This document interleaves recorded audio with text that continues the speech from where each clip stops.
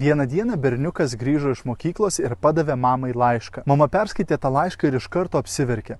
Berniukas sako, kas parašyta tam laiške? Ir mama paaiškino berniukui, kad tam laiške parašyta, kad tu esi toks protingas, toks talentingas, kad mokykla nežino, kaip tave mokinti, nes tu tiesiog esi taip daugiau pažengęs negu visi kiti vaikai. Dėl to nuo šiandien aš turėsiu tave mokinti namuose.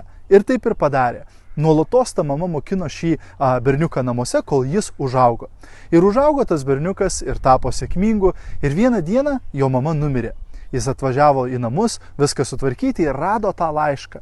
O tame laiške parašyta, jūsų sūnus toks kvailas, toks atsilikęs, kad mes nenorime jo daugiau mokinti. Pasiimkite jį ir daugiau neatveskite į šitą mokyklą.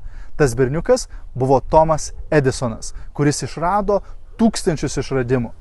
Nekreip, ką kiti apie tave sako, geriau susikoncentruok į savo talentus ir juos realizuok.